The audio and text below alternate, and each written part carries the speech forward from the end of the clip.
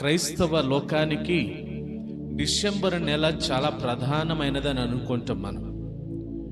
December నెలలో already క్రిస్మస్లు ప్రారంభమైపోయినాయి.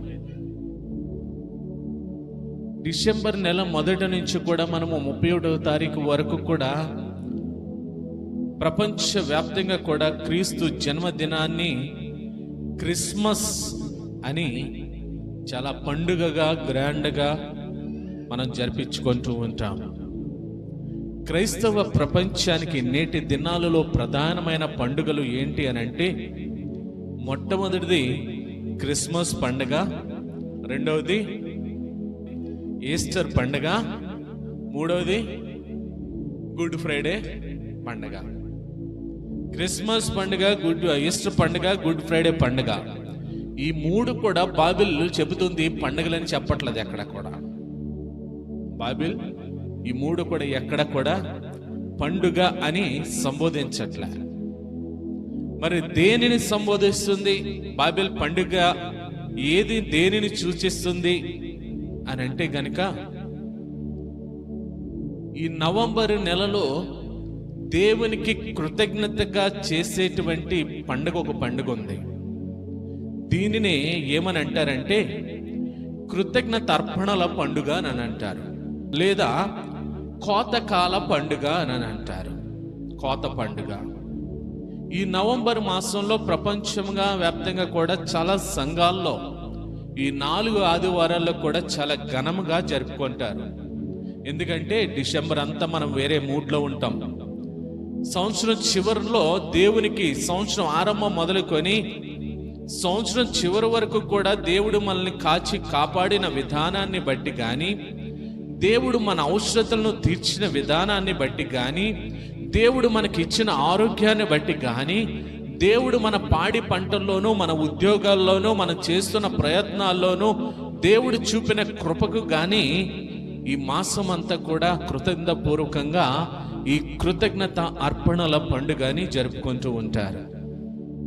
అంటే ఇదేమన్నా మొక్కుబడిగా ఆచరించే పండుగ అని అంటే బైబిల్లో సూచించబడినటువంటి ఒక పండుగ ఇది.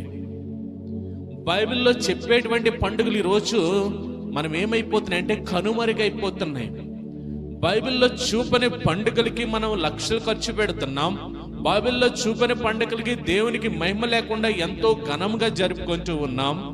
కానీ బైబిల్లో చూపించే పండుగలనైతే కనుమరుగు చేస్తూ ఉన్నాం. ఈ పండుగని చాలా రకాలుగా సంబోధిస్తారు. కృతజ్ఞతార్పణ పండుగ అంటారు, కోతకాల పండుగ అంటారు, కొన్ని సంఘాల్లో ఏమో రాకడ పండుగ అని అంటారు. ఇంకొన్ని సంఘాల్లో అయితే దీన్ని వేరు విధాలుగా అంటే ఈ సంవత్సరంలో ఈ నెలలో దేవుడు మనకిచ్చిన సమృద్ధిని బట్టి, వాస్తవానికి ఇది ఇజ్రాయేలీలకు ఒక ప్రత్యేకమైన పండుగ. ఎందుకు ఇజ్రాయేలీలకి ప్రత్యేకమైన పండుగ అని అంటే, వారికి సంవత్సరానికి ఒక్కసారి మాత్రమే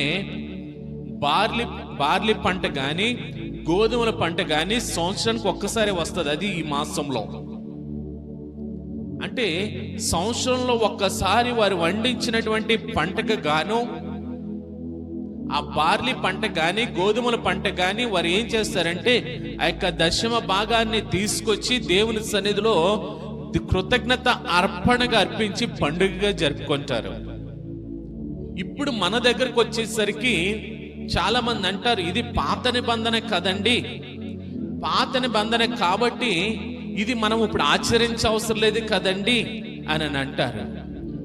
పాత నిబంధనలో ఏదైతే దేవుడు వారికి అనుగ్రహించాడో, ఏ పంటనైతే వారికి సమృద్ధినిచ్చాడో, ఏ ఫలాలనైతే వారికి అనుగ్రహించాడో, ఏదైతే వారికి ఆశీర్వాదం ఇవ్వబడిందో, ఈ రోజు కూడా మనం వాటన్నిటిని పొందుకుంటున్నాం. ఆ రోజు ఇవ్వబడింది, ఈ రోజు ఇవ్వబడలేదు కాబట్టి మనం చేయకూడదండి అని అనటంలో అర్థం లేదు. ఆ రోజు ఏ సమృద్ధిని అయితే ఇచ్చాడో, ఆ రోజు ఏ ఆశీర్వాదాలను అయితే ఇచ్చాడో, ఆ రోజు ఏ పంటలో అయితే 100 పంటని ఇచ్చాడో, నేడు కూడా వాటన్నిటిని మనం పొందుకుంటున్నాం. వీటిని పొందుకుంటున్నాం కాబట్టి నేడు మనము కూడా ఈ పండుగను ఆచరించవలసిన వారంగా ఉంటూ ఉన్నాం. అంటే దేవుడు మనకిచ్చిన దానిని, దేవుడు మనకిచ్చినటువంటి పంటకు గాను, దేవుడు మనకిచ్చినటువంటి ఉద్యోగమునకు గాను, దేవుడు మనకిచ్చినటువంటి ఆశీర్వాదం గాను మనం ఏం చేయాలంటే కృతజ్ఞతగా దేవుని సన్నిధిలోకి అర్పణలు తీసుకురావాలంట. దేవుడు మనకి పరిపూర్ణ ఆరోగ్యం ఇచ్చాడండి, మంచి ఆరోగ్యం ఇచ్చాడండి, నడవగలిగే స్థితిని ఇచ్చాడండి, లేచి నిలబడి తిరగగలిగే శక్తిని ఇచ్చాడండి. కాబట్టి ఆరోగ్యాన్ని ఇచ్చిన దేవునికి కృతజ్ఞతాపూర్వకంగా ఆరాధించాల్సినటువంటి మాసం ఇది. కానీ ఈ రోజున బాధాకరం ఏంటంటే చాలా మంది ఈ ఆరాధనలో పాలు పంపులు పొందలేకపోయారు.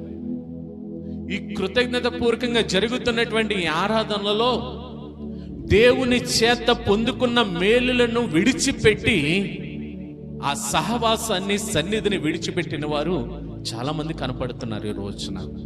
ఇది ఎందుకు జరుపుకోవాలండి అని అంటే, ఇది దేవుడు ఏర్పాటు చేసినటువంటి కట్టడి, దేవుడు పెట్టినటువంటి ఆజ్ఞ. చూద్దాం, బైబిల్ గ్రంథంలో నుంచి చూద్దాం రండి. నిర్గమకాండం 23వ అధ్యాయము 16వ వచనం. నీవు పొలములో విత్తిన నీ వ్యవసాయముల తొలి పంట యొక్క కోత పండుగను, పొలములో నుండి నీ వ్యవసాయ ఫలములను నీవు కూర్చుకొనిన తరువాత సంవత్సరాంతమందు ఫల సంగ్రహ పండుగను ఆచరింపవలెను. ఎప్పుడంట? సంవత్సరాంతమున. ఎప్పుడు చేయాలంటే మన వ్యవసాయం యొక్క పంటని కోసుకున్న తర్వాత మనం చేయాల్సినటువంటి, మన పొలంలో నుండి మన వ్యవసాయ ఫలాలన్నిటిని మనం కూర్చుకున్న తర్వాత చేయవలసిన పండుగ ఏంటంటే ఫల సంగ్రహ పండుగ. ఫల సంగ్రహ పండుగను అనగా కోత పండుగను మనము ఆచరించాలంట. చూడండి, ఇంకా చూడండి, లేవికాండం 23వ అధ్యాయము 15వ వచనం కాడి నుంచి చూద్దాం. మీరు విశ్రాంతి దినమునకు మరునాడు మొదలుకొని, అనగా అల్లాడించు పనను మీరు తెచ్చిన దినము మొదలుకొని 7 వారములు లెక్కింపవలెను. లెక్కకు తక్కువ కాకుండా 7 వారములు ఉండవలెను. 7వ విశ్రాంతి దినపు మరుదినము వరకు మీరు 50 దినములు లెక్కించి యెహోవాకు క్రొత్త ఫలములతో నైవేద్యమును అర్పింపవలెను. మీరు మీ నివాసములలో నుండి తూములో 2/10 వంతుల పిండి గల 2 రొట్టెలను అల్లాడించు అర్పణముగా తేవలెను. వాటిని గోధుమ పిండితో చేసి పులియబెట్టి కాల్చవలెను. అవి యెహోవాకు ప్రథమ ఫలముల అర్పణలు. ఇందాక మనం చూసాం, పొలంలోనేటువంటి పంటను మనం తీసుకురావాలి. పొలంలో ఉన్నటువంటి పంటను, అనగా సంవత్సరాంతమందు పండేటువంటి పంటను మనము దేవుని సన్నిధిలో తీసుకొచ్చి కృతజ్ఞత అర్పణ చెల్లించాలి. ఈ లేవికాండంలో ఏం చెప్తున్నాడంటే, మన ఇంటిలో ఇవ్వబడినటువంటి సమృద్ధిని బట్టి, మన ఇంటిలో దేవుడు ఆశీర్వదించిన ఆశీర్వాదాన్ని బట్టి దేవునికి అర్పణగా ఫలాలు తీసుకురావాలంట. చూడండి, ఇంకా అంటున్నాడు లేవికాండం 27వ అధ్యాయము 26వ వచనం. అయితే జంతువులలో తొలి పిల్ల యెహోవాది గనుక ఎవడునో దాన్ని ప్రతిష్ఠింపకూడదు. అది ఎద్దైననేమి, గొర్రె మేకల మందులోనేదేమి యెహోవాది అగును. ఇక్కడికి వచ్చినప్పటికీ పాడిలో మనకి ఇచ్చినటువంటి ఆశీర్వాదాన్ని బట్టి దేవునికి తీసుకొచ్చి కృతజ్ఞతలు చెల్లించాలంట. పంటలో చూచాం, ఇంటిలో సమృద్ధిని చూచాం, పాడిలో సమృద్ధిని చూస్తున్నాం. ఇంకోటి చూడండి, నిర్గమకాండం 34వ అధ్యాయం 22వ వచనం. మరియు నీవు గోధుమల కోతలో ప్రథమ ఫలముల పండుగను, అనగా వారముల పండుగను, సంవత్సరాంతమందు పంట కూర్చు పండుగను ఆచరింపవలెను. ఇవన్నీ తీసుకొచ్చి సంవత్సరాంతంలో మనం ఏం చేయాలని అంటే, దేవునికి కృతజ్ఞతగా ప్రథమ ఫలముల పండుగగా, ప్రతిష్టార్పణల పండుగగా దీన్ని మనము ఆచరించాలంట. ఇంకా ఈ యొక్క ధర్మశాస్త్ర గ్రంథం ఏం చెబుతూ ఉందంటే, ద్వితీయోపదేశకాండం 16వ అధ్యాయం 1 నుంచి త్వరగా. ఇదంతట్లో ఎన్ని పండుగలు కనపడ్డాయి చెప్పండి? 3 పండుగలు కనపడతాయి ప్రాముఖ్యంగా. దేవునికి స్తోత్రం. ఇది దేవుని యొక్క ఆజ్ఞ, ఇది దేవుని యొక్క కట్టడ. మొట్టమొదటిగా పస్కా పండుగ కనపడుతుంది, రెండోది వారముల పండుగ కనపడుతుంది, 3 పర్ణశాలల పండుగ మనకు కనపడుతుంది. ఈ 3 పండుగలనంటే ఖచ్చితంగా మనం పాటించాలి. ఈ 3 పండుగల్ని ఖచ్చితంగా ఓన్లీ ఇజ్రాయెల్కేనండి, ఓన్లీ పాత నిబంధనకేనండి. పాత నిబంధనలో ఆశీర్వదించిన దేవుడే నేడు మనల్ని కూడా ఆశీర్వదిస్తున్నాడు. ఎందుకు ఆశీర్వదించాలండి అని అంటే కనుక, ఈ రోజు విత్తుతున్న పంట ఉందే, ఈ రోజు మనం సేద్యపరుస్తున్న పంట ఉందే, ఈ రోజు మన ఉద్యోగాలు ఉన్నాయే, ఈ రోజు మన ఇంట్లో సమృద్ధి ఉందే, ఏది అడిగితే దాన్ని దేవుడు అనుగ్రహిస్తున్నాడే, వీటన్నిటిని బట్టి అంట కృతజ్ఞత పూర్వకంగా మనం దేవుని సన్నిధిలో అర్పణలను అర్పించాలంట. ఎప్పుడైతే ఆ అర్పణలు అర్పిస్తామో, అవేంటంటే మనం అర్పణలు అర్పించేటప్పుడు ఎలాగ అర్పిస్తామో అమ్మా, ఇప్పుడు మనం కానుక ఎలాగ ఆలోచనతో వేస్తాం? మనందరూ కూడా ఒక ప్రార్థన చేస్తున్నాం. ఎలాగో తెలుసా? ప్రభా, నీ కానుక ఇచ్చాను కాబట్టి ఈ కానుకని 100 ఆశీర్వదించి ఇవ్వి జతుకున్నాను. ఈ కానుకేసాను కాబట్టి ఈ కానుకను 100 ఆశీర్వదించివి. మనం వేసిన 10 రూపాయలని దేవుడు ఎలాగ ఆశీర్వదించాలంట? 100 ఆశీర్వదించి ఇవ్వాలంట మనకి. కానీ కానుక ఎప్పుడు కూడా నేను ఇచ్చాను కాబట్టి నాకు ఇవ్వి అనే ఆలోచనతో మనం వేయకూడదంట. ఈ వాక్యము చెబుతుంది, దేవుడు మన పంట ఏదైతే విత్తామో, ఏదైతే మనకి దేవుడు సమృద్ధినిచ్చాడో, ఏ పంట అయితే మనకి చూడండి, మనమంట విత్తగానే విత్తిన తర్వాత మనం ఏమన్నా దానికి రోజు ఆ విత్తనాన్ని ఎడదీసి ఆ మొక్కను బయటకు లాగుతున్నామా మనం? అదంతానంట దేవుని యొక్క ప్రక్రియ అంట. దేవుడు ఈ విత్తనానికి, ఈ భూమికి పెట్టినటువంటి ప్రక్రియ అంట అది. అంతేగాని ఆ విత్తనాన్ని విత్తిన తర్వాత రైతు హ్యాపీగా ఉంటాడు. కానీ ఆ విత్తనాన్ని ఆ యొక్క పరిపక్వానికి తీసుకొచ్చేది ఎవరో? దేవుడే. దేవుని సృష్టి, దేవుని ఆజ్ఞే, దేవుని క్రమమే. దేవుడు ఇస్తున్నటువంటి వాటిని బట్టంట మనం కృతజ్ఞతాపూర్వకంగా తీసుకురావాలంట అర్పణ. దేవుడికి చెల్లించేటువంటిది కూడా మనం ఎలాగివ్వాలంటే, ప్రభా ఇదిగో నువ్వు నాకు ఎంత ఇచ్చావు కాబట్టి ఇదిగో నేను ఇస్తున్నాను కృతజ్ఞతగా. అంతేగాని నేను ఇచ్చాను కదా నువ్వు నాకు ఇవ్వి అనే ఆలోచనతో మనం ఇవ్వకూడదండి దేవుడికి. మనం వేసేది ఎలా తెలుసా? ప్రభుకి ఇచ్చాం కాబట్టి నేను ఎప్పటికప్పుడు కానుకలు ఇస్తున్నానండి, ఎప్పటికప్పుడు అర్పణలు ఇస్తున్నానండి. దేవుడు ఎందుకు నాకు ఇవ్వట్లేదండి. నేను ఇస్తే నువ్వు ఇస్తావనే తలంపు దేవుడి దగ్గర ఉన్నదంట. నేను ప్రార్థన చేసినప్పుడు అంటాను, ప్రభా నువ్విచ్చిన వాటిలో మేము నీకు వేస్తున్నాం. ఆ ప్రార్థన చేస్తానని మీరు ఎప్పుడైనా గమనించారో లేదో? అంటే మన దేవుడికి ఇచ్చేది ఎలాగుండాలంటే, దేవుడు మనకి ఇస్తున్న సమృద్ధిని కొలది, దేవుడు మనల్ని ఇస్తున్న ఆశీర్వాదం కొలది మనం ఇవ్వాలంట. ఆలోచించేయండి. ఇప్పుడు మన బిడ్డలు ఉన్నారు, బర్త్డే వచ్చింది. బర్త్డే వస్తే మనం ఏం చేస్తాం? అరే డబ్బులు లేవురా, ఈ సంవత్సరం బర్త్డే లేదు అని అంటామా? మన బిడ్డలు బర్త్డే వచ్చింది అనుకోండి, వాడికి ముందుగానే మన బట్టలు కొనాలని సిద్ధపడతాం. ముందుగానే బట్టలు కొనాలి. ఎంత బట్టలు కొనాలి? మంచి బట్టలు కొనాలి. బట్టలు కొనిన తర్వాత ఏం చేయాలి? ఆ రోజు కేక్ కొనాలి, ఆ రోజు చాక్లెట్లు కొనాలి, ఆ రోజుకి బిస్కెట్లు కొనాలి. అన్నీ చేస్తాం. కానీ ఒక సంవత్సరం అంతా నిన్ను కాచి కాపాడిన దేవునికి కృతజ్ఞతగా నువ్వేమిస్తున్నావు? సంవత్సరం అంతా కాపాడిన దేవుడికి బర్త్డే అనగానే చాలా సెలబ్రేషన్స్ చేస్తాం.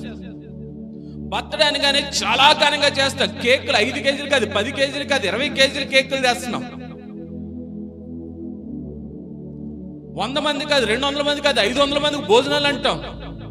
1000 రూపాయలు కాదు, 5000 రూపాయల డ్రెస్సులు అంటాం. ఎంత ఘనంగా జరుపుకుంటాం. బా ఏం చేశాడు అని ఘనంగా జరుపుకుంటాం. సంవత్సరం కాపాడిన దేవునికి కృతజ్ఞతగా ఏమి చెల్లిస్తున్నాం? ఇక్కడ అడుగుతూ ఉన్నాడు. ఈ పండుగల్లో మనం చేయాల్సింది ఏంటంటే, ఈ కోతకాల పండుగలో సంవత్సరం అంతా చూడండి, ఇజ్రాయెల్కి ఒక పంటే అమ్మా. ఇజ్రాయెల్కి నవంబర్ నెలలో ఆ గోధుమ పంట కానీ బార్లీ పంట కానీ సంవత్సరానికి ఒక పంట వాళ్ళకి. కానీ మనకెన్ని పంటలు? 2 పంటలు వస్తున్నాయి. ఆ పంటల్లోనంట 10వ భాగము తెచ్చివ్వాలంట. అంటే కృతజ్ఞతగా ఇదిగో నాకెంత ఇచ్చావు కాబట్టి నేను నీకు ఇది ఇస్తున్నాను. మనం మొక్కుబడికి ఏం చేస్తాం? ఇవ్వకపోతే అడుగుతారు. నేను అడిగేది కాదు, ఆయన అడుగుతున్నాడు. ఇవ్వకపోతే ఆయన చూస్తాడు, నేను కాదు. అది ఆజ్ఞగా చెప్తున్నాడు ఆయన. ప్రథమ ఫలం పంటల్లో సంవత్సరాంతమున నీకొచ్చేటువంటి రాబడిలో నీ హృదయ ప్రేరేపణ బట్టి నువ్వు ఆశీర్వదించబడిన విధానాన్ని బట్టి అంట ఆయన సన్నిధిలో తీసుకొచ్చి కృతజ్ఞతార్పణ చెల్లించాలంట. అది దేవుని యొక్క కట్టడి, అది దేవుని యొక్క కట్టడి. ఆలోచన చేయండి, ఇది ధర్మశాస్త్రము ద్వారానే జరిగిందా? ఇది ధర్మశాస్త్రం వచ్చిన తర్వాత ఈ కట్టడి ప్రారంభమైనదా అని అనుకుంటే, చూడండి, మనం చాలా మంది అనుకుంటాం దేవుడు మన ఇచ్చి దాన్నే చూస్తాడు, మన హృదయాన్ని చూడ్డా అనుకుంటాం కదా. దేవుడు మనం ఇచ్చి దాన్నే చూస్తాడు కాబట్టి దానికి ఇచ్చిన దానికి 100 ఆశీర్వాదమే ఇస్తాడు అనుకుంటాం. కానీ మనం ఇచ్చేటప్పుడు మనల్ని కూడా చూస్తాడంట ప్రభు. మీకు ఉదాహరణ చూపిస్తాను నేను. ఆది కాండంలో ఆదాముకి 2 బిడ్డలు వచ్చారు. ఎవరాళ్ళు? మొట్టమొదట కయ్యను హేబేలు. కయ్యను పెద్దోడా హేబేలు పెద్దోడా? దేవునికి స్తోత్రం. కయ్యనే పెద్దోడు.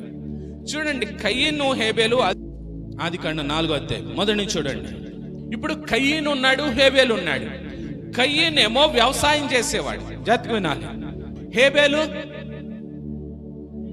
గొర్రెలు కాపరి. అప్పటికి ధర్మశాస్త్రం ఉందా అంటే ఇది ధర్మశాస్త్ర కట్టడే కాదు, సృష్టి ఆరంభంలో దేవుడు పెట్టినటువంటి నిర్ణయం. అది సృష్టి ఆరంభంలోనే దేవుడు ఏర్పాటు చేసినటువంటి ఒక నిర్ణయం ఇది, అర్పణ అనేది. ధర్మశాస్త్రం లేని కాలములో కూడా హేబేలు అర్పణ తెచ్చాడు, కయ్యను అర్పణ తెచ్చాడు. అంటే ఈ రోజుకి ఉండదంటారా? ధర్మశాస్త్ర క్రింద లేదు కాదండి, మన కృప కింద ఉన్నాం కాబట్టి కృప కింద ఉన్నప్పుడు అర్పణలు ఇవ్వాలా? చాలా మంది బోధిస్తున్న బోధ ఇది. ధర్మశాస్త్రం లేకముందే సృష్టి ఆరంభంలోనే తొలి సంతతి అయిన ఆదాము అవ్వకి పుట్టినటువంటి కుమారులైన హేబేలు కయ్యను కూడా దేవుని దగ్గరికి వారు పండించినటువంటి పంటలోను వారు మేపుతున్నటువంటి మందలోను కూడా అర్పణలను తీసుకొచ్చారు. తీసుకొస్తే కయ్యను తను పండించినటువంటి పంటలో అంట అర్పణ తీసుకొచ్చాడంట. ఆ అర్పణను అంట దేవుడు అంగీకరించాడా? కానీ 4వ వచనంలో ఏమంటున్నాడు చూడండి ఒక్కసారి. హేబేలు కూడా తన మందలో తొలిచూలు పుట్టిన వాటిలో క్రొవ్విన వాటిని కొన్ని తెచ్చాను. యెహోవా, జాగ్రత్తగా చదవండి ఆ మాట, యెహోవా హేబేలును అతని అర్పణను, జాగ్రత్తగానండి ఇక్కడ, యెహోవా హేబేలును అతని అర్పణ, రెండిట్లో ఏది మొదట స్వీకరించాడు చెప్పండి దేవుడు? అంటే హేబేలును కూడా దేవుడు అంగీకరిస్తున్నాడు అక్కడ. కారణం ఏంటంటే హేబేలు హృదయాన్ని బట్టి, తను చెల్లించిన అర్పణను బట్టి, తన కలిగి ఉన్నటువంటి హృదయాన్ని బట్టి దేవుడు మొదటిగా హేబేలును అంగీకరించాడు, తర్వాత తను తెచ్చిన అర్పణను అంగీకరించాడంట. మనం తెచ్చే అర్పణ ఎటువంటిదో కాదు కావలసిన దేవుడికి. మనం తెచ్చే అర్పణ ఇస్తున్నటువంటి హృదయమో ఈ దేహము ఎటువంటిదో చూస్తాడు ప్రభు. ముందు మనం అంగీకరించబడాలి దేవునికి. ముందు మనల్ని చూస్తాడు ప్రభు. మన అర్పణలే కాదు, అబ్బాయి సంవత్సరంలో నేను ఎన్నిసార్లు కానుక పంపేస్తున్నానండి. మందిరానికి రాకుండా ఉంటే నువ్వు అంగీకరించబడవు, నీ కానుక కూడా అంగీకరించబడదు. మందిరానికి రారు, కానుకలు మట్టుకు పంపేస్తూ ఉంటారు. మందిరానికి రారు, అబ్బాయి మేము దేవుని తలంచుకుంటున్నామండి, ఆన్లైన్లో పాల్గొండి. ఇప్పుడు ఇదో ఫ్యాషన్ అయిపోయింది, ఆన్లైన్ తప్పుగా పెడుతున్నానేమో. నేను ఎక్కడో కొంతమంది దూర ప్రాంతాల్లో ఉన్న వాళ్ళ కోసం పెడుతుంటే మనోళ్ళు కూడా దీన్ని బాగా వాడుకుంటున్నారు, చర్చలకు మానేసి. మేము ఆన్లైన్లో పాల్గొంటే ఈ సన్నిధి నీ దగ్గర రాదు. ఆలోచించేయండి. దేవుడు ముందుగా మనల్ని అంగీకరించాలి, తర్వాత మనం తెచ్చే అర్పణను అంగీకరిస్తాడు. ఇక్కడ కయ్యను అంగీకరించలేదంట, కయ్యను అర్పణనే అంగీకరించలేదంట ప్రభు. ఈరోజు ప్రభు మనల్ని అంగీకరిస్తున్నాడా లేదా ప్రశ్నించుకోవలసిన సమయం ఇది. అందుకనే ప్రభు అంటాడు చూడండి, హోషే గ్రంథం 6వ అధ్యాయం 6వ వచనంలో అంటాడు కదా, నేను బలిని కోరను గాని కనికరమునే కోరుచున్నాను. దహన బలుల కంటే దేవునిని గూర్చిన జ్ఞానము నాకు ఇష్టమైనది. దేనిని గూర్చిన జ్ఞానం అంట? దేవునిని గూర్చిన జ్ఞానం అంట. బలుల కంటే, అర్పణల కంటే, దహన బలుల కంటే, వీటన్నిటికంటే దేవునిని గూర్చిన జ్ఞానం ముఖ్యమంట. దేవుని గూర్చిన జ్ఞానం అంటే ఖచ్చితంగా ఆయన సన్నిధిలోనే ఉంటాం. దేవునిని గూర్చినటువంటి దేవుని జ్ఞానం అంటే ఆయన సన్నిధిని విడిచిపెట్టడానికి ఇష్టపడం. దేవుని జ్ఞానంతో మనం నింపబడిన వారు అయితే ఆయన సన్నిధిని నిర్లక్ష్యం చేయం. దేవుని సన్నిధిని చులకనగా చూసి ఆయన సన్నిధిని ఎగ్గొడుతున్నారంటే దేవుని జ్ఞానము లేనట్టే. ఆయన బలులు కోరట్లేదంట, కనికరాన్ని కోరుతున్నాడంట, దహన బలులు కోరట్లేదంట. దేవుని జ్ఞానముతో నింపబడడం ఆయనకి ఇష్టం అంట. ఈరోజు ఏ విధమైన అర్పణలు మీరు అర్పిస్తున్నారు? ముందుగా మనము దేవునికి అర్పించబడ్డమా లేదా? ముందుగా దేవునికి మనము మనగా దేవుడు మనల్ని అంగీకరించడా లేదా? అది ప్రాముఖ్యమని ఈరోజు వాక్యము సెలవిస్తూ ఉంది. ఈ అర్పణలు అనేది ధర్మశాస్త్రం ద్వారా వచ్చింది కాదు. ఆదిలో దేవుని సృష్టిలో దేవుని క్రమంలోని దేవుడి ఏర్పాటు ద్వారానే ఈ అర్పణలు అనేది ప్రారంభమైనది. ఎందుకు అర్పించాలండి మనం? చూడండి, దావీదు భక్తుడు చెబుతూ ఉంటాడు ఎందుకు మనం అర్పించాలని. అంటే మనం చదివాం ఇందాక 139వ సంకీర్తన భాగం. రండి, 139వ సంకీర్తన భాగం 13వ వచనం దగ్గర నుంచి చూద్దాం. ఎందుకు మనము దేవునికి కృతజ్ఞత అర్పణలు మనం అర్పించాలి? నా అంతరింద్రియములనంటే లోపల ఉన్నటువంటి ప్రతి ఆర్గాన్ని కూడా, లోపల ఉన్న ప్రతి ఆర్గాన్ని కూడా ఎవరు నిర్మించారంట? అమ్మా, దేవుడు నిర్మించాడంట. మనమేమనుకోండి తెలుసా? ఈ దేహం నాది, ఈ దేహము నేను పుట్టానంటే మా అమ్మ నాన్న కష్టాలను బట్టి నేను పుట్టాను. కాదు కాదు, ఈ దేహం మీద సర్వాధికారం ఎవరికి ఉందంటే దేవునికి మాత్రమే ఉంది. పిండముగా నిన్ను నన్ను తల్లి గర్భంలో ఎవరు పెట్టారంటే ఆ దేవుడే పెట్టాడు. ఆ పిండం ఎదుగుతున్న కొద్దీ మనలో అంతరింద్రియాలని, మనలో అవయవాలని ఎవరు ఏర్పాటు చేస్తున్నారంటే దేవుడే ఏర్పాటు చేస్తున్నాడు. దావీదు చెప్తున్నాడు, ఇంకా ఏమంటున్నాడు చూడండి, నా అంతరింద్రియములను నీవే కలుగు చేసేదివి, నా తల్లి గర్భమునందు నన్ను నిర్మించిన వాడవు నీవే. నీవు నన్ను కలుగ చేసిన విధమును చూడగా భయమును ఆశ్చర్యమును నాకు పుట్టుచున్నవి. దేవునికి స్తోత్రం. ఎప్పుడన్నా అనిపించిందా మనం ఒక్కసారి పిండం స్థాయి నుండి ఈ స్థాయికి వచ్చామంటే దేవుడు ఎంత కృపగలవాడు? ఎప్పుడైనా గమనించుకున్నారా? తల్లి గర్భంలో పిండం ఉంటది, చిన్న బాల్. ఆ పిండము ఈరోజు మనం ఎంతగా ఈ స్థితికి రాగలిగామంటే అది దేవుని కృపను బట్టి, మహాకృపను బట్టి. ఎప్పుడైనా గమనించుకున్నారా? ఈ హార్ట్ మీరు పెట్టుకున్నారా? ఈ కళ్ళు మీరు పెట్టుకున్నారా? ఆలోచన చేశారు ఎప్పుడైనా? దావీదు అంటున్నాడు, నీవు నన్ను కలుగ చేసిన విధమును చూడగా నాకు భయమును ఆశ్చర్యము కలుగుతుందంట. కానీ మనం ఏం చేస్తాం తెలుసా? నీ లెక్కలేదు మాకు అంటాం మనం దేవుణ్ణి. నీ లెక్కలేదని అంటాం. మనం ఒక్కసారి మన జన్మ రహస్యాన్ని మనం గమనించుకుంటే, మన తల్లి గర్భములో ఎలాగొచ్చామనేది మనం పరిశీలించుకుంటే ఖచ్చితంగా ఆయన సన్నిధంటే భయముతో వణుకుతోటి వస్తాం. మనం అనుకుంటాం, అందరూ పుట్టేస్తున్నారు, నేను పుట్టేసిన, అందరూ పెరుగుతున్నారు, నేను పెరిగేస్తున్నాను, అందరూ చేస్తారు, నేను చేస్తున్నాను. ఆ కృప, దేవుని మహాకృప ఈరోజు మనకి అవయవ లోపం లేకుండా ఇలాగ మనల్ని ఇక్కడ నిలబెట్టాడు. దేవునికి స్తోత్రం. ఆలోచించేయండి, ఇంకేమంటున్నాడు చూడండి. అందును బట్టి నేను నీకు కృతజ్ఞతాస్తుతులు చెల్లించుచున్నాను, నీ కార్యములు ఆశ్చర్యములు, ఈ సంగతి నాకు బాగుగా. ఎందుకు చెప్తున్నాడు కృతజ్ఞతాస్తుతులు? తను పుట్టిన విధానము, తను పెరిగిన విధానము, దేవుడు ఎలా కలుగు చేశాడో వీటిని తలంచుకుంటూ అంట అనుదినము దేవునికి కృతజ్ఞతాస్తుతులు చెల్లిస్తున్నాడంట. చూడండి, నీ కార్యములు ఆశ్చర్యములు, ఈ సంగతి నాకు బాగా తెలుసునా. నేను రహస్యమందు పుట్టిన నాడు భూమి యొక్క అగాధ స్థలములలో విచిత్రముగా నిర్మింపబడిన నాడు నాకు కలిగిన ఎముకలను నీకు మరుగై ఉండలేదు. ఎముక చిన్నప్పుడు ఎలా ఉంది?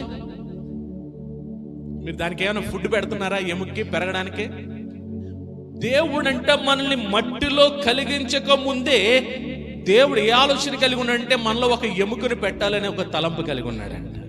మనకు తెలుసా మనలో ఎముక ఉంటుంది, గుండె ఉంటుంది, అది ఉంటుంది, ఇది ఉంటుంది అని? దేవుని ప్రణాళిక చూడండి మానవుని ఎడల.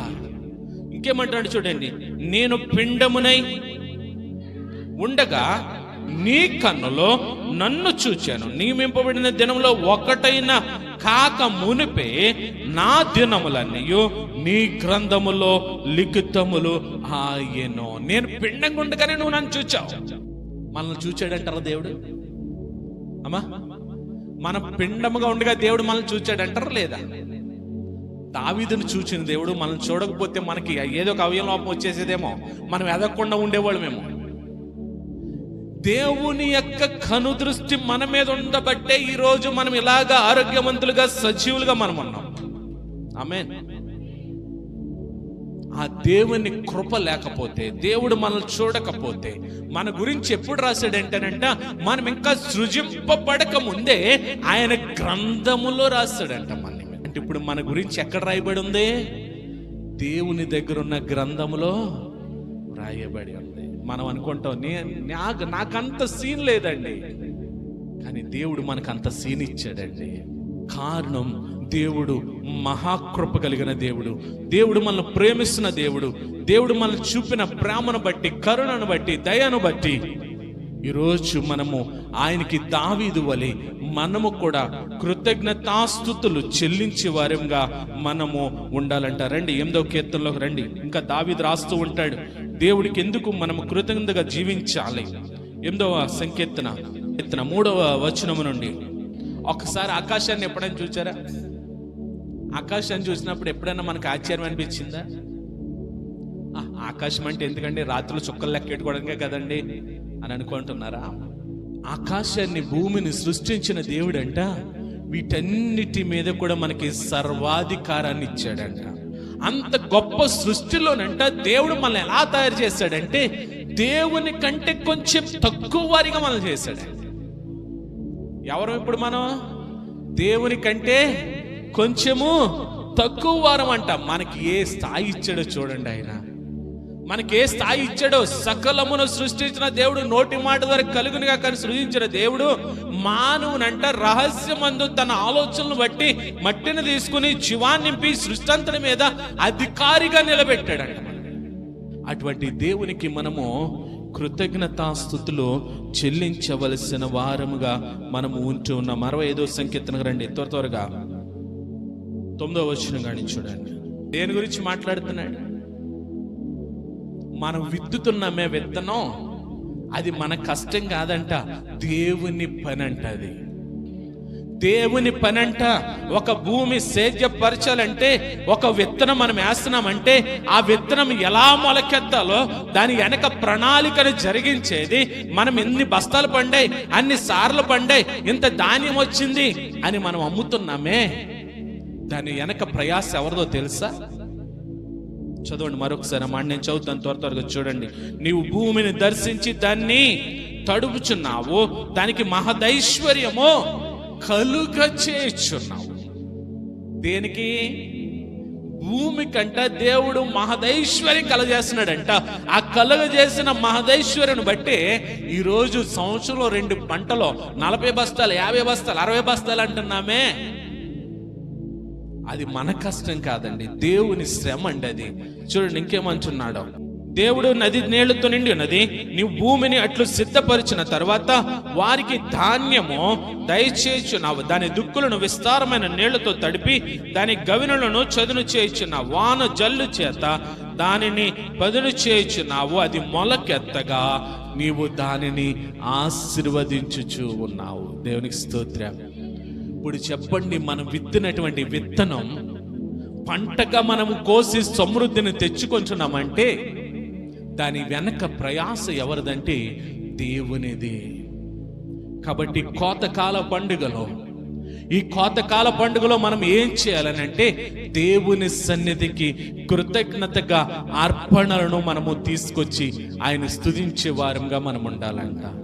అంటే ఒక పంటలోనేనండి, ఇందా చూపించాను మీకు, లేవికాండములు అంటాడు మన ఇంటిలో ఇచ్చినటువంటి పిండి కొలది, నూనె కొలది, సమృద్ధి కొలది తీసుకొచ్చి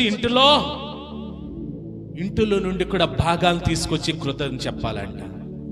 పాడిలోను, పంటలోను, ఇంటిలో ఇవ్వబడిన సమృద్ధిలోను, ఉద్యోగంలోను, ప్రతి దానిలో కూడానంట కృతజ్ఞతగా కోతకాల అంటే మనకు వచ్చిన ఆ యొక్క లాభాన్ని బట్టి, ఆ యొక్క సంపాదన బట్టి, ఆ యొక్క సేద్యమును బట్టి, ఆ యొక్క సమృద్ధిని బట్టి దేవునికి కృతజ్ఞతగా చెల్లించాలంట.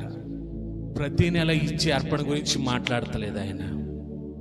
నీకొచ్చినటువంటి పాడి పంటల్లో కానీ ఓ దావిజండి ఏమన్నాడంటే, మనకి నెల వస్తుంది కాబట్టి నెల చేయాలంటే ఈ పండగ.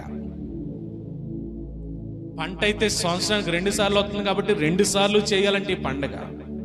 మనము దేవుని సన్నిధిలో ఉన్నటువంటి మనము, దేవుడు మన జీవితంలో సమృద్ధితో నింపుతున్న దేవునికి కృతజ్ఞతాపూర్వకంగా మనము ఆయన సన్నిధిలోనికి మనము తీసుకొని రావాలంట. కారణం ఏంటంటే దేవుడు లోకాన్ని ప్రేమిస్తున్నాడు. ఆ లోకంలో కావలసిన అవసరతలన్నింటినీ తీరుస్తున్నాడు.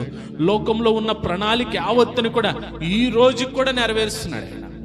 మనం అనుకుంటాం దేవుడు సృష్టిని అంతటిని సృజించేసి హాయిగా పడుకుంటున్నాడు అనుకుంటాం కదా. ఆ సృష్టిని సృజించిన తర్వాత అసలైన ప్రణాళిక మొదలైంది. ఒక విత్తనాన్ని ఏ రీతిగా మనము వేసి విడిచిపెడుతున్నామో ఆ విత్తనం వెనక ప్రణాళిక దేవుందై ఉంది. ఒక ఉద్యోగము దేవుడు ఆశీర్వాదం ఇచ్చిన తర్వాత ఉద్యోగంలో మనకు కావలసినటువంటి జ్ఞానాన్ని నింపేవాడు ఎవరంటే దేవుడే. చదువుతున్న బిడ్డలు చదువులోకి వెళ్ళిన తర్వాత వారికి జ్ఞానంతో నింపడానికి, జ్ఞాపశక్తితో నింపడానికి, వారికి కావలసిన వివేచన నింపేది ఎవరంటే దేవుడే. ఒక వ్యక్తిని పుట్టించిన తర్వాత ఆ పుట్టుక తర్వాత యోగక్షేమాలు కానీ, ఆరోగ్యం కానీ, ఐశ్వర్యం కానీ ఆ బిడ్డ జీవితంలో కలిగిన ప్రతి ప్రణాళికనంట దేవుడు కాలమందు వాటిని నెరవేరుస్తూ వస్తాడంట. దేవుడేమి సృష్టి అంతా సృజించేసి అమ్మేనని పడుకోలే. మనం చూడండి, ఆదివారం చర్చ అయిపోయిన అమ్మయ్య అయిపోయిందని తర్వాత మన ఇష్టానుసారంగా ఉంటాం. అలాగ ఉండలే దేవుడు. దేవుడి ప్రణాళికలోనంటే ఆయన కునుకక నిద్రపోక నిరంతరము కూడా ఈ సృష్టి గురించి ప్రణాళికలో కలిగి ఉన్నాడంట, నెరవేర్చేవాడిగా ఉంటున్నాడంట. ఈరోజు మనము కూడా అటువంటి కృతజ్ఞత పూర్వకమైన జీవితాన్ని కలిగి ఉండాలని ప్రభు మనల్ని కోరుకొంటూ ఉన్నాడు. ఈరోజు చూడండి, మనం అనుకుంటాం ఒక పంట వచ్చింది, ఉదాహరణ ఒక పంట సేద్యపరిచాం, విత్తనాలు వేసాం, దాని సమృద్ధిని ఈ సంవత్సరాంతంలో మనం కోస్తున్నాం. కోసిన తర్వాత 40 బస్తాలు, 50 బస్తాలు, 60 బస్తాలు పండి అనుకోండి. దాంట్లో కొన్ని విత్తనాలను పక్క పెడతాం. ఎందుకు పక్క పెడతాం? మరలా ఇంకో పంటకే విత్తనాల కోసం పక్కన పెడతాం. అంటే ఒక 50 బస్తాలు పండాయి అనుకుందాం, ఎవరు కనీసం ఆమెనని కూడా అనుకోవట్లేదు. పండిన తర్వాత ఓ బస్తాయో 2 బస్తాలు పక్కెడతాం. దానిలో దేనికి పక్కెడతామంటే మరలా వచ్చే పంటకి మనము విత్తనాలు వేయాలి కాబట్టి. ఆ బస్తాయో 2 బస్తాలు మరలా విత్తనాలు వేసే టయానికి నానబెట్టి విత్తనాలు వేస్తాం. మరలా ఎన్ని బస్తాలు వస్తాయి? మరలా 50 బస్తాలు. మీరు వేసేది 50 బస్తాలు విత్తుతున్నారా, 1 బస్తా విత్తుతున్నారా? మనము కృతజ్ఞతగా చెల్లించి అర్పణ కూడా అంట విత్తనము లాంటిదంట. దేవునికి స్తోత్రం. విత్తనం లాంటిదంట. కృతజ్ఞతగా ప్రభా ఇదిగో ఈ సంవత్సరంలో, లేదా ఈ నెలలో, లేదా ఈ పంటలో, లేదా ఈ ఉద్యోగంలో, లేదా ఈ చదువుల్లో మనం ఏదైతే సంపాదిస్తున్నామో దానిలో ప్రభా నువ్వు ఇచ్చిన దానికి కృతజ్ఞతగా ఇదిగో నేను అర్పణ ఇస్తున్నాను. అది ఏంటంటే దేవుని దగ్గర మనం విత్తే విత్తనం అంట. దేవునికి స్తోత్రం. చూడండి, 2 కొరింథీయులకు రాసిన పత్రిక 9వ అధ్యాయం 6వ వచనం. కొంచెముగా విత్తువాడు కొంచెముగా పంట కోయను, సమృద్ధిగా విత్తువాడు సమృద్ధిగా పంట కోయను అని ఈ విషయమై చెప్పుచున్నాను. జత్కినండి. కొంచెం విత్తం అనుకోండి, ఎకరం పొలానికి 1/2 బస్తా విత్తనాలు వేసామంటే ఎన్ని బస్తాలు కోద్దాం? ఇప్పుడు ఎకరాకే బస్తా పడతాయి అనుకోండి, 1/2 బస్తా ఇస్తాం అనుకోండి, 50 బస్తాలు కోస్తామా? ఎకరానికి బస్తా అవసరం కాబట్టి బస్తా విత్తనాలు విత్తేసాం అనుకోండి, ఖచ్చితంగా దేవుని దగ్గర విత్తే విత్తనం కూడా ఎలా ఉండాలంటే కొంచెం విత్తితే కొంచెం పంట కోస్తామా, సమృద్ధిగా విత్తితే సమృద్ధి అయిన పంటను కోస్తామంట. దేవునికి స్తోత్రం. మీకు సంఘాన్ని ఉదాహరణగా చూపించాలనుకుంటున్నాను నేను. బైబిల్ గ్రంథంలోనే రండి, 2 కొరింథీయులకు రాస్తున్న పత్రిక. ఇది ఒక సంఘం.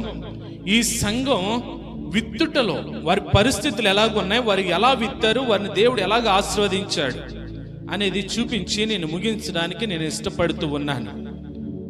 ఒక సంఘాన్ని మీకు చూపిస్తూ ఉన్నాను. 2 కొరింథీయులకు రాసిన పత్రిక 8వ అధ్యాయము మొదటి నుంచి చూద్దాం. సహోదరులారా, మాసిదోనియా సంఘమునకు అనుగ్రహింపబడిన దేవుని కృపను గూర్చి మీకు తెలియచేయుచున్నాను. ఇక్కడ కనపడుతున్న సంఘం ఏ సంఘం? అది మాసిదోనియా సంఘం. అది ఆ సంఘము ఎటువంటి కృపను పొందుకుందో పౌలు గారు ఇప్పుడు మనకు చెబుతూ ఉన్నాడు.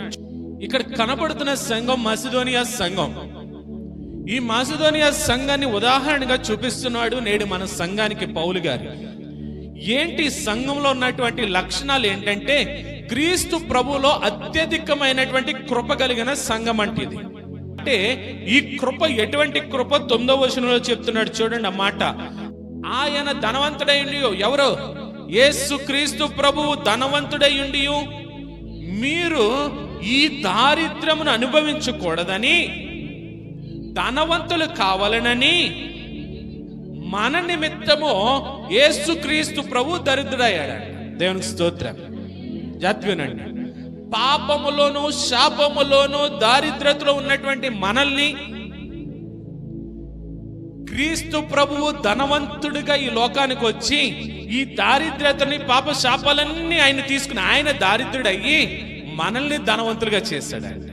ఇప్పుడు మనం ఎవరం? క్రీస్తులో ధనవంతులం. ఒకళ్ళిద్దరు అనుకున్నారు ఆమెనని. క్రీస్తులో ధనవంతులం మనం ఇప్పుడు. ఎందుకంటే మన దారిద్ర్యం అంతటి ఆయన తీసేసుకున్నాడు. ఆయన ధనవంతుడిగా మనల్ని ధనవంతుడిగా చేశాడు. ఈ సత్యాన్ని ఎరిగినటువంటి ఈ మాసిదోనియా సంఘము ఎటువంటి సంఘమో చూడండి. మొదటి నుంచి చూద్దాం ఒకసారి, మరొకసారి. 2వ వచనం. యాలయనగా వారు బహు శ్రమ వలన పరీక్షింపబడగా. జాగ్రత్తగా వినండి, ఈ సంఘానికి శ్రమలు ఉన్నాయా? మాసిదోనియా సంఘానికి శ్రమలు ఉన్నాయా లేదా? వారు శ్రమల చేత పరీక్షించబడుతున్నారంట. అంటే ఏ రకమైన శ్రమ ఉంటది? వారి కష్టాల్లో ఉన్నారు, వారి బాధలో ఉన్నారు, వారి ఇబ్బందుల్లో ఉన్నారు, వారి ఇరుకులో ఉన్నారు, వారి లేమిలో ఉన్నారు. పరీక్షింపబడుతున్న సంఘము, పరీక్షింపబడుతున్న సంఘం ఇది. దేవుని చేత పరీక్షించబడుతున్న సంఘం. పరీక్ష అంటే ఎలా ఉంటదంటే, ఒకసారి యోబుని గుర్తు చేసుకోండి. యోబు ధనవంతుడే, కానీ అతడు పరీక్షకి వెళ్ళినప్పుడు ఏమైపోయాడు? సమస్తము కోల్పోయాడు. ఇక్కడ మాసిదోనియా సంఘము కూడా పరీక్షించబడుతుంది. ఎలా పరీక్షించబడుతుంది అంటే, వాళ్ళు శ్రమలో పరీక్షించబడుతున్నారంట. అంటే వారు ఏం కలిగి ఉన్నారంటే, శ్రమలు కలిగి ఉన్నారంట. అటువంటి సంఘం అంట. తర్వాత చదవండి. అత్యధికముగా సంతోషించిరి. ఏమండి, శ్రమలు ఉన్నప్పుడు సంతోషం ఉంటుందా? పరీక్షలు ఎదుర్కొంటున్నప్పుడు సంతోషం ఉంటుందా? కానీ మాసిదోనియా సంఘము శ్రమలు ఉన్నాయి, ఓ పక్క పరీక్షించబడుతున్నారు, కానీ ఎలా సంతోషిస్తున్నారో తెలుసా? అత్యధికముగా సంతోషిస్తున్నారంట. దేవునికి స్తోత్రం. శ్రమలు వస్తున్నాయి అంటే ఒకటి అనుకోవాలి, దీని వెనక ఏముంది? సంతోషం ఉంది. పరీక్షింపబడుతున్నాం అంటే ఒకటి అనుకోవాలి, అత్యధికమైన సంతోషం నాలోకి రాబోతుంది అనుకోవాలి. ఈ మాసిదోనియా సంఘం 2వ వచనం ప్రకారం వారు బహు శ్రమల వలన పరీక్షింపబడగా అత్యధికముగా సంతోషించారు. మరియు జాతిగానండి, ఇంకో క్వాలిటీ ఏంటి? వారు నిరుపేదలైనను. ఆగండి, ఈ మాసిదోనియా సంఘంలో డబ్బున్న వాళ్ళు ఉన్నారా? ఎవరంటే వాళ్ళందరూ పేదోళ్ళ, నిరుపేదోళ్ళ? నిరుపేదలంటే బాగా లేనోళ్ళు, తినడానికి కూడా కష్టమైన పరిస్థితి, మనకులాగా 3 పూటలు తినే పరిస్థితి కాదు. నిరుపేదలైనటువంటి సంఘం ఈ మాసిదోనియా సంఘం. వారు నిరుపేదలైనను వారి దాతృత్వము బహుగా విస్తరించిందంట. దాతృత్వం అంటే ఈ పద అర్థం తెలియకే మనం చాలా పొరపాటు పడిపోతున్నాం కదా. దాతృత్వం అంటే మనం ఏ స్థితిలో ఉన్నా ముందు దేవునికి ఇవ్వాలి అనే మనసు కలిగి ఉండడం. దాతృత్వం అంటే ఇచ్చే హృదయం. ఇచ్చే మనస్సు, ఇచ్చే ఆత్మ, ఆ దాతృత్వం కుదువైపోతుంది ఈ రోజు సంఘాల్లో. వారు నిరుపేదలు, వారు బహుశ్రమల్లో ఉన్నారు, వారు పరీక్షించబడుతున్నారు. కానీ వారిలో సంతోషాన్ని బట్టి వారు ఎలాగున్నారంటే దాతృత్వంతో వారు ఇస్తున్నారంట ప్రభుకి. దేవునికి స్తోత్రం. అంటున్నాడు కదా పౌలు గారు, ఈ కృప విషయంలోను పరిశుద్ధుల కొరకైన పరిచర్లో పాలు పొందే విషయంలోను మనపూర్వకంగా మిమ్మును వేడుకొనుచు వారు తమ సామర్థ్యము కొలదియే కాక, జాగ్రత్తగానండి, వారికి ఉన్న కొలదియే కాక, సామర్థ్యం అంటే మనకున్న స్థాయి, మనకున్న స్థాయి కొలదియే కాక ఎలాగేస్తున్నారంటే వాళ్ళు సామర్థ్యము కంటే ఎక్కువగా తమంతట తామే ఇచ్చిరని మీకు సాక్ష్యం ఇచ్చుచూ ఉన్నారు. ఇప్పుడు చెప్పండి మాసిదోనియా సంఘం ఎలా ఉందో, ఇప్పుడు చెప్పండి ఎలా ఉన్నారు వాళ్ళు. వారు నిరుపేదలు, కష్టాల్లో ఉన్నారు, శ్రమల్లో ఉన్నారు, బహువేదనతో ఉన్నారు. కానీ క్రీస్తు ప్రభువు ఈ దారిద్ర్యతని తీసివేసి ఆయన ధనవంతుడై ఉన్నప్పుడు నన్ను ధనవంతుడిగా మార్చి నాలో దారిద్ర్యాన్ని తీసేసుకున్నాడు. కాబట్టి నేను ప్రభుకి ఇవ్వడంలో వెనుకాడననే దాతృత్వంతో అనంట వారు దేవునికి సామర్థ్యము కంటే ఎక్కువగా వారు ప్రభుకి ఇస్తున్నారంట. అందుని గూర్చి పౌలు మాసిదోనియా సంఘంను గూర్చి కొరింథీ సంఘంలో సాక్ష్యాన్ని చెబుతూ ఉన్నాడు. ఈరోజు మన స్థితి ఎలాగుంది? మనం అనుకుంటాం, మనం ఏమనుకుంటాం తెలుసా? ఈ వారం ఎంత వచ్చిందా, దేనికి కట్టాలి? కేబుల్కి కట్టాలి, పాలుకి కట్టాలి, దేనికి కట్టాలి? రైస్ తెచ్చుకోవాలి, కిరాణా గడ కట్టాలి, అవి కట్టాలి, ఈ కట్టాలి. లాస్ట్ నా సర్లే ఇది కానికేద్దాం, ఈ దేవునికి ఇద్దాం. దేవుడి స్థాయి ఎక్కడుంది? ఇప్పుడు మిగిలిన దాంట్లో ఉంది. మిగిలింది ఎవరికేస్తాం? ఇప్పుడు ఒక అడుక్కునేవాడు వస్తున్నాడు, మన దగ్గర అన్ని 500 నోట్లే ఉన్నాయి. అడుక్కునేవాడు వదులుతలేదు, భిక్షగాడు వదులుతలేదు. ఈ అన్న కాళ్ళు అట్టుకున్నాడు, చేతులు అట్టుకున్నాడు. ఆఖరికి మొత్తం అన్ని ఇలా తీస్తాను, దాంట్లో చిల్లర ఉందేమో కదా. అందులో ఒక 10 రూపాయలు దొరికింది అనుకోండి, అమ్మయ్యా. ఎందుకని? ఇలా తీసాం, వీడు అన్ని చూశాడు కాబట్టి డబ్బులు లేవంటాడు, నమ్మడో. అమ్మయ్యా ఇప్పుడు 10 ఉంది కాబట్టి ఇదిగో వెళ్ళు అంటే చివరి కాగితం, తక్కువ కాగితం ఎవరికి ఇస్తాం? ఈరోజు దేవుడికి ఇస్తున్నాం మనం. నేనేదో మిమ్మల్ని ఏదో మ్యానిపులేట్ చేయట్లే, దేవుని వాక్యాన్ని బట్టి చెప్తున్నాను. నేను పేద సంఘము, నిరుపేద సంఘము, కష్టాల్లో శ్రమలో ఉన్న సంఘము వారి స్థాయి కంటే, వారి సామర్థ్యం కంటే ఎక్కువగా దేవునికి ఇస్తున్నారు. ఎందుకనంటే దేవుడు ధనవంతుడిగా ఉండి దారిద్ర్యతకు వచ్చి నన్ను ధనవంతుడిగా చేసి ఆయన దారిద్ర్యం తీసుకున్నాడు. కాబట్టి అంటే యేసుక్రీస్తు ప్రభు గనుక తన ప్రాణాన్ని అర్పించకపోతే ఈ బ్రతుకు మనకు ఉండేది కాదు. యేసుక్రీస్తు ప్రభు గనుక తన ప్రాణాన్ని సిలువలో చెల్లించకపోతే ఈ సంతోషము, ఈ ఆనందము, ఈ సమృద్ధి, ఈ ఐశ్వర్యము ఈ మనలో ఉండే కాదు. ఆ సత్యం ఎరిగారు ఈ మాసిదోనియా సంఘము. మాసిదోనియా సంఘం ఆ సత్యాన్ని ఎరిగారు. అందుకని ఏం చేస్తున్నారంటే దేవునికి మొట్టమొదటిగా మనకున్న దానికంటే దేవునికి ఇస్తే ఆ కృతజ్ఞత కలిగి ఉన్నారు వాళ్ళు.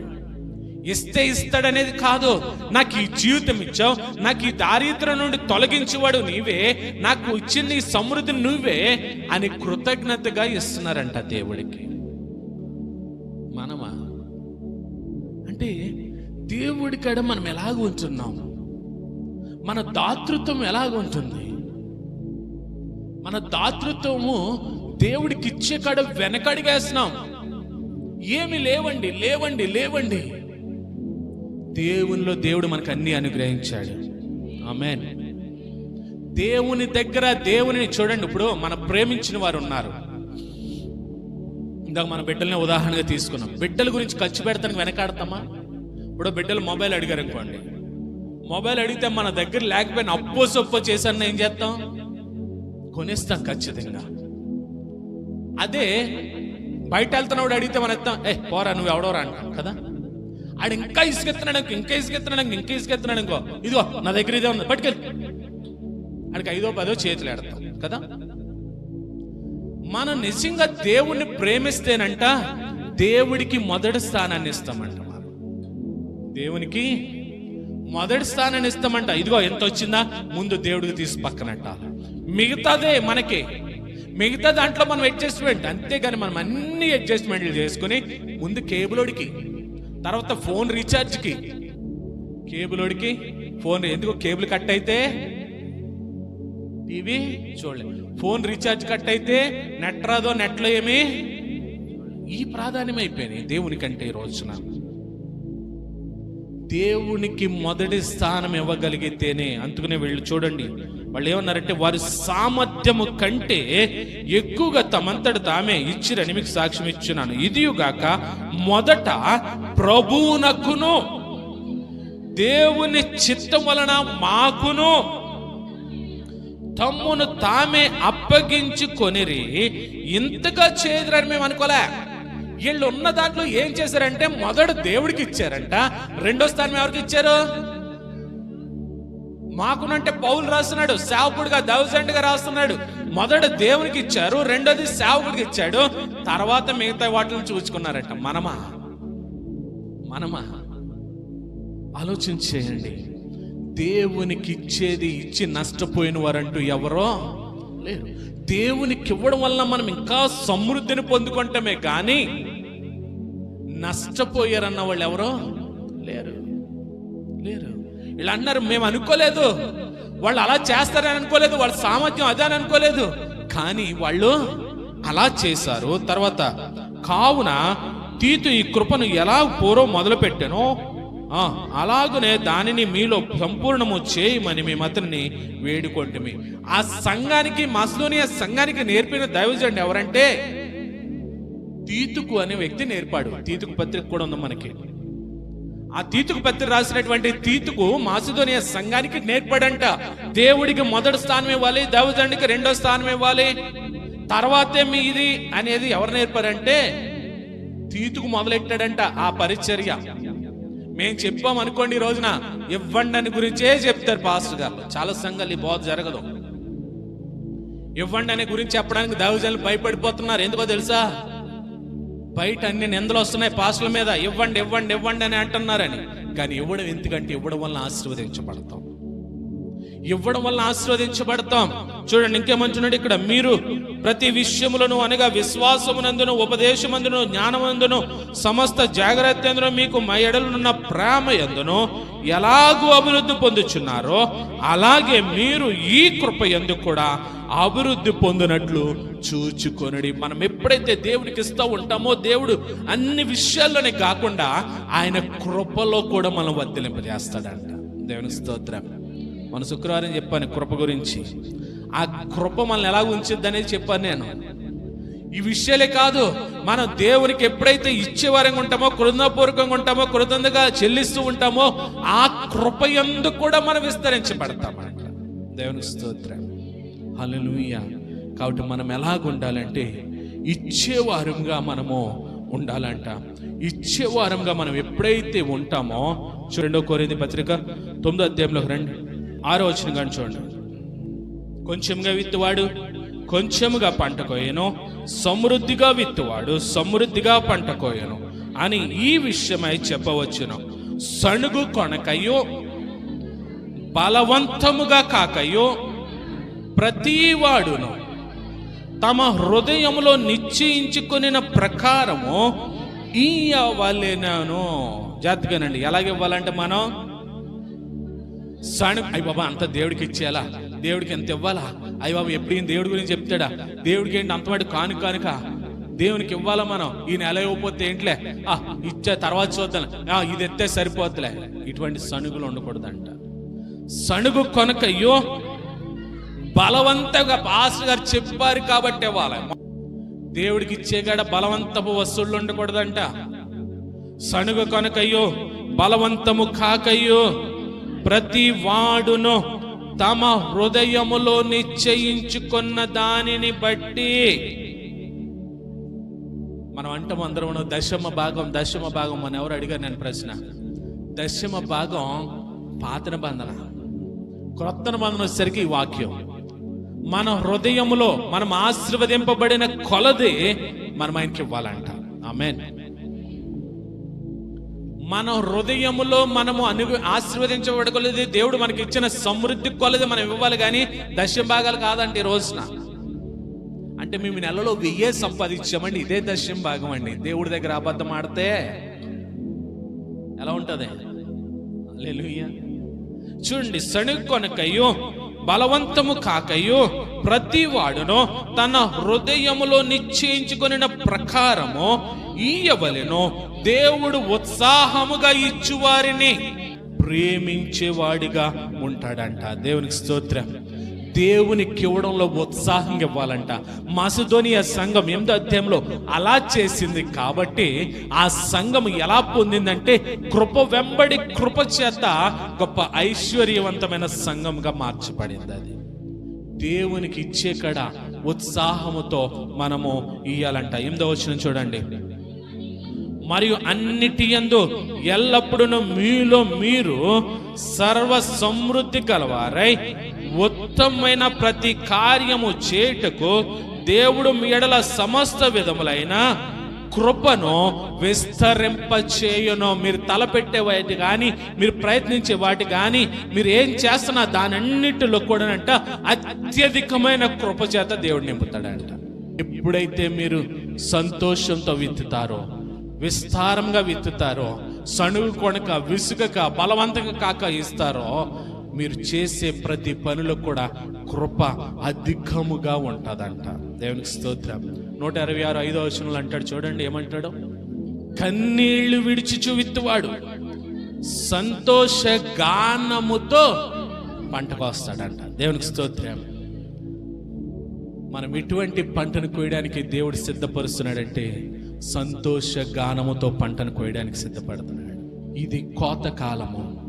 ఈ కోతకాల పండుగలో మనం దేవుని సన్నిధిలో మనం ఎప్పుడైతే హృదయపూర్వకంగా మనము ప్రభుకి ఆ యొక్క కృతజ్ఞత అర్పణలు తీసుకొస్తామో, అక్కడ హేబేలును ఏ రీతిగా అయితే ప్రభు అంగీకరించాడో, మాసిదోనియా సంఘం యొక్క స్థితిని తలంచి దేవుని యొక్క సంఘ స్థితిని బట్టి వారు ఇచ్చిన సామర్థ్యం కంటే ఎక్కువ దాన్ని బట్టి మాసిదోనియా సంఘం ఎడల అత్యధికమైన కృపను కలిగాడో, ఈరోజు మనల్ని చూస్తాడు, మన హృదయాన్ని చూస్తాడు. మనం ఇచ్చే దానిని బట్టి ప్రభు ఆశీర్వాదకరంగా మారుస్తాడు. కాబట్టి ఈ రోజున ఈ కోతకాల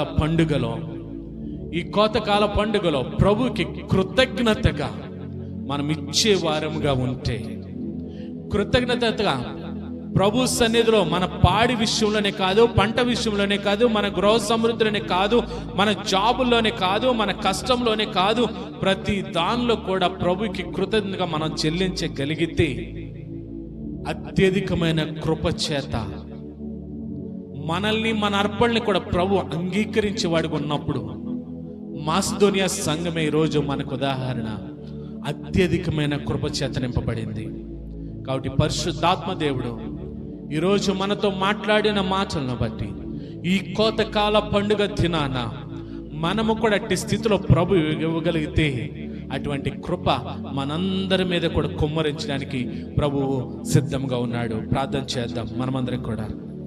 విన్న మాటలను బట్టి ఇది ధర్మశాస్త్రపు ఆజ్ఞే, కానీ సృష్టి ఆరంభంలో దేవుని కట్టడి, మానవులు దేవునికి ఎలాగ అర్పణలు చెల్లించాలి, మానవుడు ఎలా దేవుని కృతజ్ఞత కలిగి ఉండాలి అనేది దేవుడు పెట్టినటువంటి ఆ కట్టడి ఆజ్ఞ రూపకంగా, ధర్మశాస్త్ర ఆజ్ఞ రూపకంగా తీసుకురాబడి ఈరోజు నేటికి కూడా ఈ మాసిదోనియా సంఘము, ఈ నూతన నిబంధన సంఘము ఏ రీతిగా తర్పణలు అర్పిస్తూ వచ్చిందో, సణుగు కొనక విసుగక మనము దేవుని సన్నిధిలో ఉత్సాహంతో ఇస్తామో, దేవుడు మనం ప్రేమించే వారిగానే కాకుండా అత్యధికమైన కృప చేత నింపబడినటువంటి మాసిదోనియా సంఘము వలె, తమ సామర్థ్యం కంటే అధికముగా ఇచ్చిన సంఘము వలె మనం ఎప్పుడైతే ఉంటామో దేవుడు మన పైన కూడా అత్యధికమైన కృపను కుమ్మరించబోతున్నాడు.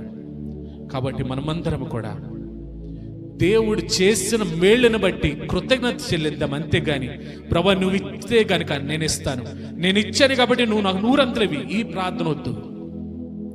కృతజ్ఞతగా ప్రభుకి చెల్లించే వారిగా ఉండాలని మిమ్మల్ని అందరూ కోరుకుంటూ ఉన్నాను. అది మన పంటలు అవ్వచ్చు, మన పాడిలో అవ్వచ్చు, మన సంపదలు అవ్వచ్చు, మన రాబడిలు అవ్వచ్చు, మన గృహంలో సమృద్ధులు అవ్వచ్చు. ఏదేమైనప్పటికీ మనకి ప్రభుకి హృదయపూర్వకంగా ఇచ్చే స్థితిలో మనమందరము కూడా ఉండాలని నాతో పాటు ప్రార్థన చేద్దాం. మా తండ్రి, నీకు వందనాలయ్యా ప్రభా. ఈ దినాన నీకు ఇవ్వడంలో ఉన్నటువంటి సంతోషాన్ని, నీకు ఇవ్వడంలో ఉన్నటువంటి ఆనందాన్ని, నీకు ఇవ్వడంలో ఉన్నటువంటి కృపను బట్టి నన్ను ఈరోజు మేము విన్నామయ్యా. నన్ను మేము సణుగక బలవంతంగా కాక నీకు ఇచ్చుటలో ప్రథమ స్థానంలో మేము ఉంటామని నీ సన్నిధానంలో తీర్మానం చేసుకుంటున్నాం ప్రభా. స్థితిలో మమ్మల్ని ఉంచండి అయ్యా.